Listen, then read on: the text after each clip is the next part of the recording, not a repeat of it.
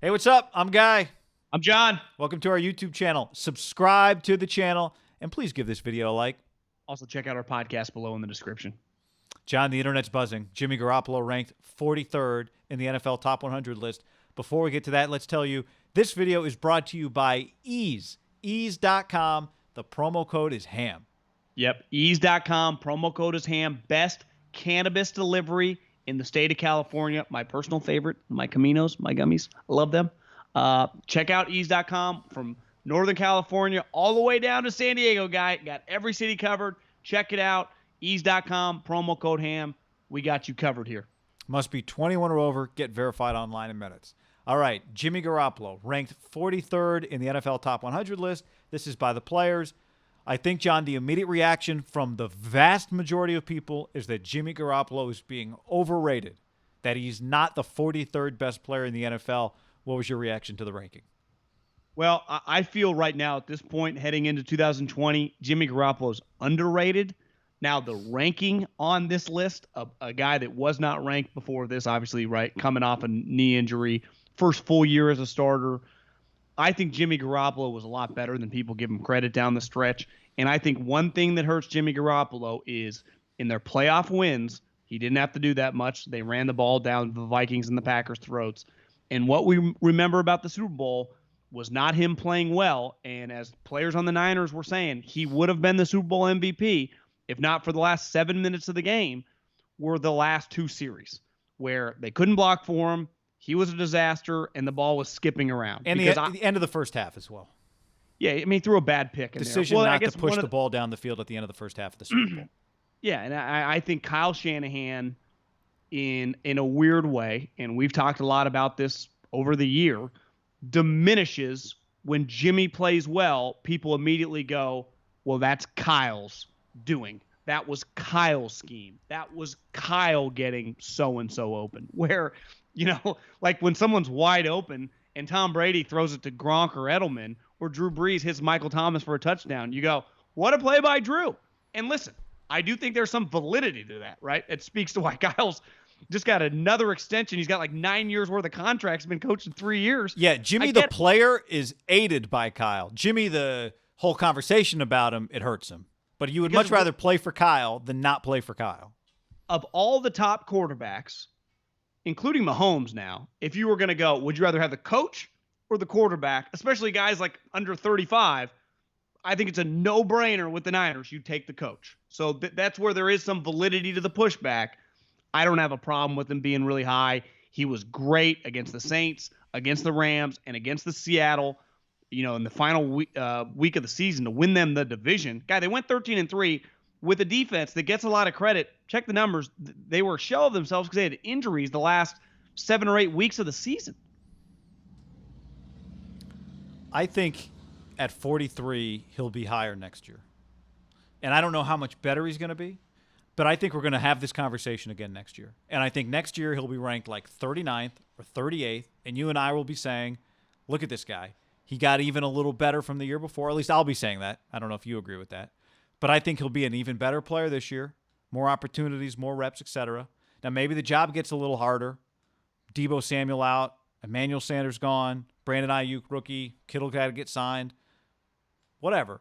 But I think he is going to be a better player this year. Whether or not the numbers reflect it, I don't know. But I think we're going to be back in this position talking about him again. I do agree with this sense from the people that criticize him. There is right now this kind of Kirk Cousins discussion that doesn't seem like it's ending anytime soon about, okay, we think he's good. How good is he really? And there's a little bit of nuance in there because of Kyle and because of the way, again, the end of the first half of the Super Bowl, I think really comes back in this argument a lot. Did Kyle not believe in him enough to push the ball down the field? Now, I thought Kyle's explanation afterwards was very good. I think it's reasonable to say Jimmy's underrated. He also might not be a tier 1 quarterback in the NFL. But what you can't deny is the guy has started, 26 games? And of those 26 games, over half of them came last season. So here he is, 28, 29 years old, but he's coming off his first year as a full-time starter in the NFL. So I do think he's going to get much better this year. And what's going to come of it is you and I both are going to feel more confident that he's good, and the people that think he's overrated are also going to feel like they're more confident that he's overrated. I don't think this conversation's ending anytime soon. I think a lot of people talk about Jimmy Garoppolo unfairly in the sense of he's going into a season in the NFL. And a lot of guys who've just a starter, you just view like he's been starting in the league 4 or 5 years, right? Even if you didn't start as a rookie. Like, he's been starting in the league a while. You just started 26 games in his career. That's not – Josh Allen started more. So you look at a player and you go, this guy has not played much, but you look at his age and it doesn't equal the playing time. Well, part of that is well known. He sat behind Tom Brady, and then he got injured. It's the year that he was really supposed to be the first full-time starter for the Niners. So last year was the only season in his NFL career where he started 16 games. If most players like a Sam Darnold, a Josh Allen, a Baker Mayfield, their first year starting in the NFL had that type season, we would be like, can this guy be the best player ever? Now, I think it's fair to say that's not going to be the case here, but I think we have to look at it like the upside. Also now, right, it's much easier to play later into your career as a quarterback. Like when we were growing up, 33, 34 was like, God, he's got a year left. Now it's like Aaron Rodgers talking about playing until he's 40, he's 45, he's 37. Brady's 43. Drew Brees is 40, 41.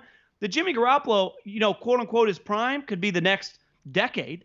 There's a chance in 3 or 4 years, like one day guy, he could be a top 10 player on this list. That's not out of the realm of possibility, right? If he wins a Super Bowl and has a great season, 40 touchdowns, they get Ayuk and Debo and Kittle just have all great years at once. Maybe their run game's not as good.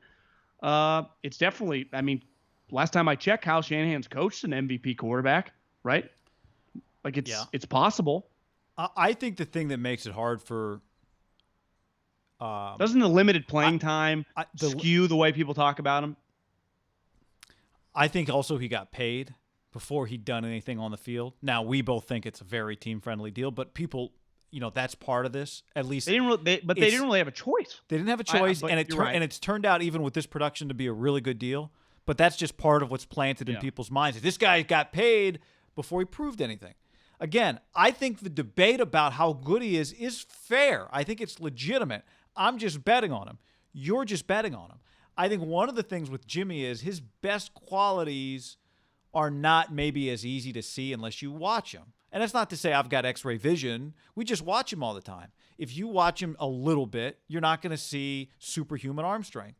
I think what you do see, though, is stuff that's really hard to teach. Incredible feel in the pocket, understanding how to move within the pocket and still make plays down the field with his arm. Mobility, which probably gets underrated a little bit. You've been big on that.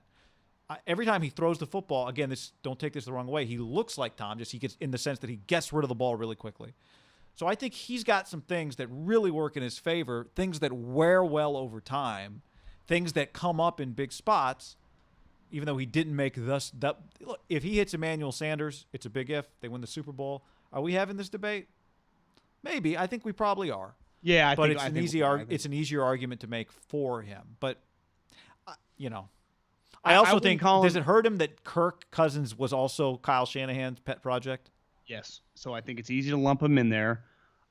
You're right. The money impacts the way you discuss someone. That's impacted Kirk Cousins, right? Part of the reason Kirk Cousins is so polarizing, he made those 2 franchise tag years, and then he got a huge contract, and then somehow he got another extension. And not just got paid, John, I'd say also polarizing because he was the one in control of his money. Yeah. And so I think that pisses people off. One thing I think Cousins has gotten really good at, and you could say that he's kind of, I wouldn't say gun shy because he will sling the ball, but he knows his limitations at this point in time in his career. I'll give him that. Like I think moving forward, he's going to have a lot of single digit. He's like a better version of Alex Smith in the sense of a thrower. Like he's going to be just his interceptions are going to be down. He's become a really accurate passer. You would say Jimmy, 70%, 8,000 yards, 56 touchdowns, 16 picks the last 2 years for Cousins. I'd say Jimmy can get a little, I know sometimes on a given game his percentage can be really high, and I think it's skewed in the NFL. But you would say Jimmy can get a little erratic, risky, reckless sometimes, almost a little Romo. And just hit a lot of opponents in the hands. And I'd say that argument you'll hear no pushback. I'd say from me or you on that. It's something big picture. Like any young quarterback, you need to improve. Like Peyton Manning, year 1, you'd be like, God, he's throwing a lot of picks. Well, yeah, he's figuring it out. Now, this is where I get back to Jimmy. The pushback is, well, he's not 22, guys. Well, yeah, but he hasn't played. The part of it, to me, in more than ever now, is these guys rep it out. All these young quarterbacks, when you look in the league, every first round pick the last 3 or 4 years basically began starting immediately. Jimmy, while a second round pick, happened to be drafted behind the GOAT. And then when he got here, he got injured. So I would expect, like, to me, if he looks the same in terms of his reckless decision making, so yeah, we might have a problem there this year. But if that's improved, I'd say that's a good sign for growth in the future. Yeah. If so Josh Allen last year was 20 touchdowns, 9 picks, 58.8 completion. If Josh Allen comes out this year and is 69%, almost 4,000 yards, 27 touchdowns, and 13 picks, we'll talk about Josh Allen like he's the next superstar quarterback in the NFL. Those numbers were Jimmy's numbers. Now, part of that is Josh Allen also physically looks like a guy and throws like a guy with a really high ceiling. But if you told me Josh Allen did that, the Bills probably win 13 games. Yeah, and he could be the MVP if that happens, right? It'd be good if they win 13 games and he does that. So, I mean, let me ask you this: if I told you the Niners could trade for a player who's better than Jimmy Garoppolo but doesn't play quarterback and is at a position they need, so the Niners could trade Jimmy Garoppolo for Jalen Ramsey, who everyone would agree should be higher on this list than Garoppolo, would they do that deal? Would they have the ability to get like another quarterback, or they have to play with like Nick Mullins? Yeah, I don't know. They would have to play with the equal talent level of the person Jalen Ramsey's replacing. So who's the Akello Witherspoon version of a quarterback? Yeah, I would say they would not do that deal. I mean, Nick Mullins, he's only going to win like 11, 12 games, Nick Mullins. If I told you they get Jalen Ramsey and then have Nick Mullins, like maybe they'd be pretty good too. Okay, yeah, I'll tell you. That would hurt my argument. They get Jalen Ramsey and then they get Nick Mullins. That would hurt my argument. Would they do that deal? I regardless, listen, I think he's probably a little high. This is a pretty big year for Jimmy. The conversation is either going to grow, and I think gasoline on the fire, or there are going to be a lot more people kind of where we stand, be like, guys, everyone needs to calm down.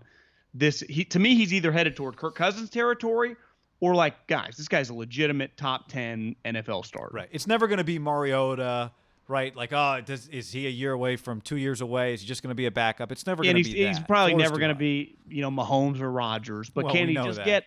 Yeah, can he just get in the solid? Like he's somewhere between 7 to 12. Like you can win the Super Bowl with this guy. With him, I think the Niners would say he proved that last year. They would. Cal Juszczyk would. We know that. Hell yeah. All right, like this video.